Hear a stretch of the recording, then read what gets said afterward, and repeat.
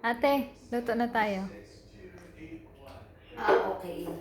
Kasi, okay, luto na muna kami, mga ka-joiners. Kasi wala nang mga tirang food, wala nang maiinit ng paulit-ulit. So, magluluto tayo ng mabilisan. Ito yung mabilisan na kapag kailangan mo, yung on the go ka, wala pang 15 minutes, luto na to. Ito yung mga sinasabi nilang sisig ng tamad. So, para mabilisan tayo, lagi tayong on the go. Lalo na pag halimbawa galing kang pag-uwi sa work, tapos kailangan mo pa magluto, aba pwede natin itong iluto. Simulan na natin. Maglalagay na tayo ng mayonnaise. Yan. Lagay lang natin yung mayonnaise. Then, lagyan na natin ng Reno. Okay na rin ata ang isa. O, dalawahin na natin kasi pang Reno kasi, oops, may sumamang ano. Ang Reno kasi yan yung magsisilbing parang liver natin eh. Okay, next. Maglalagay na tayo ng liquid seasoning. Yung original lang. Ay, sorry. So, tansyahan na lang kung gaano karami yung ilalagay niya. Okay, and then, kumuha ko ng 3 kalamansi. Pinigya na ito. Yan. So, i-mix na lang natin siya. Durugin ko muna tong ating liver.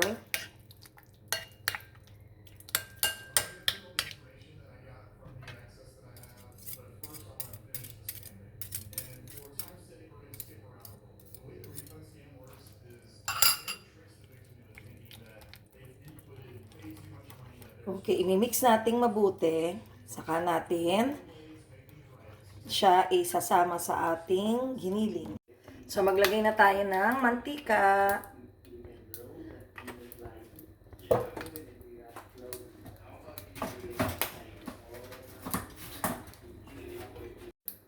Then, lagay na natin yung ating giniling.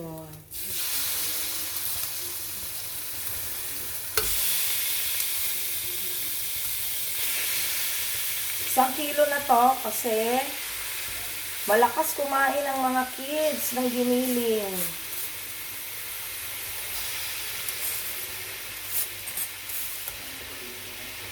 Ang piliin nyo yung giniling merong ano ha, yung may taba-taba, wag yung lean meat kasi para maano pa rin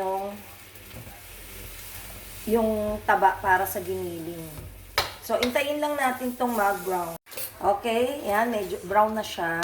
Pero mas maganda kung brown na. Dapat iga na siya ha, wala na ang water. Saka natin lagay yung ating sibuyas. And bawang. Kami natira pa, saibin natin to. Okay. Then, halu-haluin natin hanggang maluto naman ang sibuyas at bawang. Then, lagyan na natin ng paminta. Asin.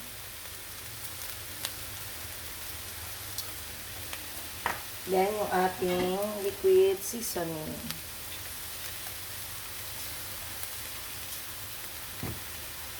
Okay, saka uli natin yan. Haluin. Okay. Okay, lagay na natin yung ating sauce. Okay. Yung ginawa nating sauce. Ito na muna ang panghalo ko. Yan, ihalo na natin yung sauce sa ating sisig. Aha! O, diba may instant sisig na tayo?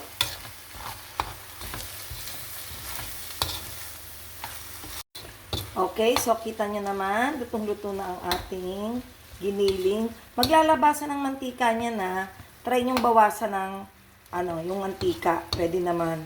Kasi sobrang magmantika ang ating ground beef.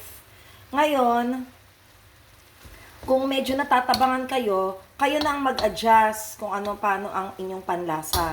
So, kanya-kanya na lang timpla yan. Kung gusto nyong lagyan uli ng liquid seasoning, pepper, teka mag-add tayo ng pepper. ng salt o kaya gusto nyo maglagay ng pangpasarap o other seasoning, nasa sa inyo na yan. So, nasa sa inyo na yung inyong idadagdag na panglasa. Then, ilalagay na natin ang egg.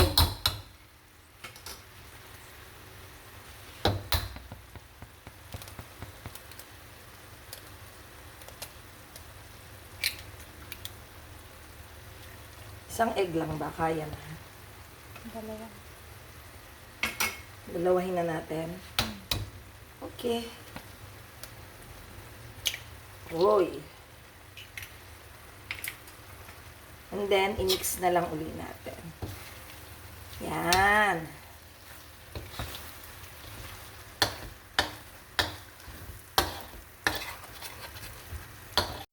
Then, maglagay na tayo ng sili.